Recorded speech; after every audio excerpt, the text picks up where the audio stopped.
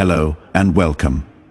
My dear friend, God led you here because this is important for you to know. Let me say it straight. There are people who go through a hard season, and then there are the ones who look back and realize, this wasn't just a season, it was my whole story for a while. If that is you, this message is yours. In Romans 5:3-4, it says that tribulation worketh patience, and patience experience, and experience hope. Heaven has never treated your pain as random. It has always treated it as ground where something is being formed in you. Chosen ones are not just the ones who believe in God. They are the ones who stayed with God when it felt like nothing was staying with them. There is a difference between, I had a bad week, and I have sat with God in hospital rooms, empty bank accounts, broken friendships, and silent prayers that felt like they hit the ceiling and fell back on my chest. You didn't just go through something hard, you went through it with Him. And that changed what it did to you. Most people, when life becomes too much, choose one of two roads. Their heart hardens or their hope dies. But you kept doing this strange, stubborn thing. You kept talking to God anyway. You kept showing up when you had no idea why you were still showing up. It wasn't pretty. It wasn't poetic. There were nights you were angry, confused, exhausted by your own faithfulness. You said, God, I don't understand you right now, but you didn't walk away. And heaven has been treating that as something very rare. Imagine a tree on a street where every storm always seems to hit the same corner. Other trees lose a branch once in a while. They get shaken, a bit scratched, but they recover fast. And then there is this one tree that gets everything.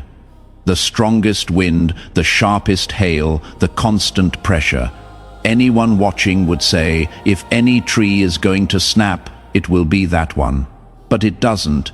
It bends, it creaks. It may even look awful some days, but its roots keep digging deeper without anyone seeing.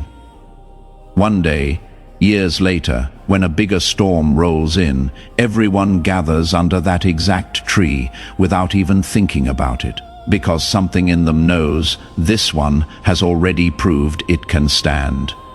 That is you. That is the kind of strength God has been growing underground in your life. When you say, I have gone through too much, heaven hears more than complaint. Heaven hears a record, a testimony, the list of places where you could have turned bitter and somehow didn't. You kept choosing softness over revenge. You kept choosing honesty over pretending. You kept choosing to get back up even when part of you wanted to stay on the floor and be done. You don't always feel strong. In fact, many times you feel tired. But strength in the kingdom doesn't always look like flexing. It looks like getting up and washing your face after crying on the bathroom floor. It looks like telling the truth when a lie would be easier. It looks like loving a little more carefully instead of shutting your heart down completely. Chosen ones carry this rare kind of strength because they let God into the places that were too much. Anyone can say God is good when the bill is paid, the diagnosis is clean, and the relationship is happy. But you whispered, God, stay with me over a sink full of dishes with a knot in your chest, and no idea how next month would work. You said, I trust you with tears in your eyes and no guarantee of how the story would end. And while you felt like you were barely surviving, God was doing something precise inside you. He was stretching what your soul could hold. He was teaching you how not to break under weight. He was making sure that when people lean on you later, you will not collapse from the first pressure. This is why certain people already come to you without knowing why. They talk to you about their worst days. Even if you are not the oldest or the loudest in the room, they cannot explain it, but they sense it. They sense you have been somewhere they are afraid of. They sense you have sat with Christians that would crush them. They sense you have walked with God in places they only know as nightmares. And because you went there with him, your presence now carries something that cannot be faked. You are not just nice. You are not just strong. You are someone whose life has been tempered like metal in fire. Others were shaped by comfort. You were shaped by survival and staying. And now, without trying to impress anyone, your way of living is becoming instruction, the way you forgive, the way you speak gently, even when you are tired, the way you refuse to throw away your faith, even when it would be easier to blame God and close the door. All of that is preaching quietly, even when your mouth is closed. You think, I don't have a big platform, I am not doing anything special. But your family is watching you, your friends are watching you, the people who thought you would have broken by now are watching you. And they cannot always name it. But they can see one thing clearly: whatever you went through did not take you out. It did something else. Instead, it gave you a strength that doesn't shout, but doesn't shake either. That, my dear friend, is why your power is so rare. And because it is rare, God does not waste it. There are people who want quick influence, quick platforms, quick applause. They want to speak into lives without ever having sat in the dark with their own pain long enough to listen. That is not you. You didn't get here by accident. You didn't wake up one morning with this depth. Your strength has a cost written all over it. This is why certain doors seem to stay shut for you longer than for others. Why positions you could have handled in your own talent didn't open when you thought they should. Because when someone like you finally steps forward, you are not just another voice in the noise. You are a living example of what it looks like to walk through too much and not become the very thing that hurt you. There are people in your life right now who don't listen to sermons, who scroll past verses, who shut down when anyone starts sounding religious. But they are watching you. They are watching how you respond when you are under pressure. They are watching what you do when you are disappointed. They are watching whether your kindness is real or just a performance. And slowly, without you forcing anything, their hearts are learning. This is another way to live.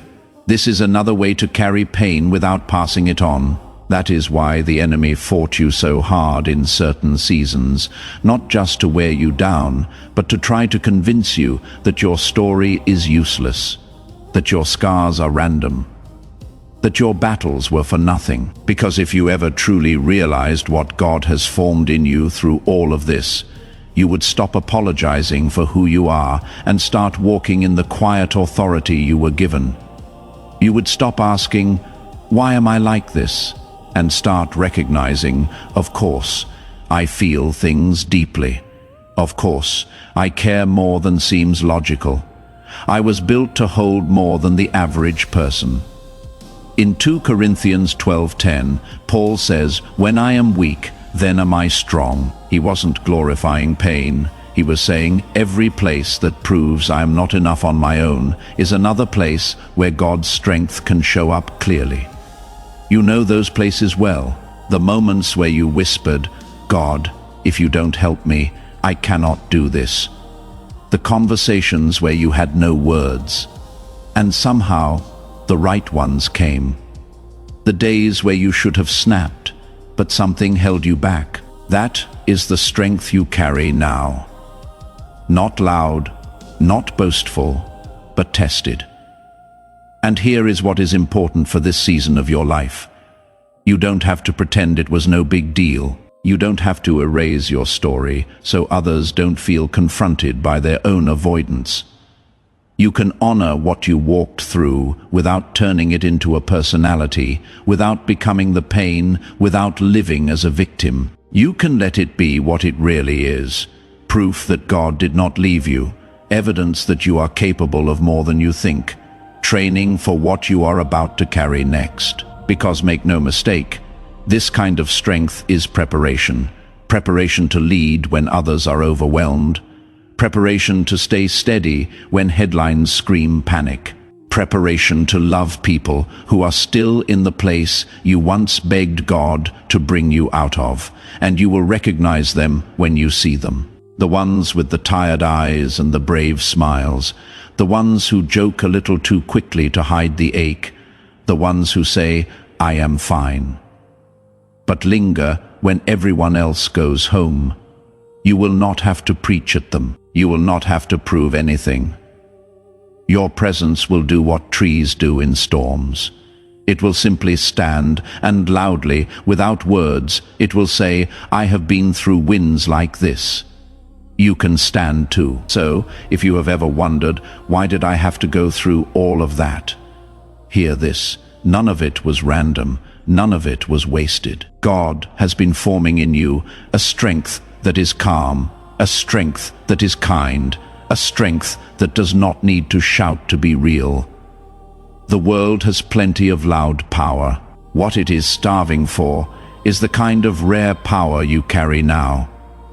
And whether you fully see it yet or not, heaven already does. The people closest to you are starting to, and in the days ahead, you will look back on even the hardest chapters and realize they were not just your breaking points. They were the forging fire for the rarest strength God could trust someone with. Thank you so much for taking this journey with me. If you found value in this message, please like the video and share it with others who might benefit. Don't forget to subscribe and continue your amazing journey by watching one of the videos showing on your screen that resonates with you the most. See you there.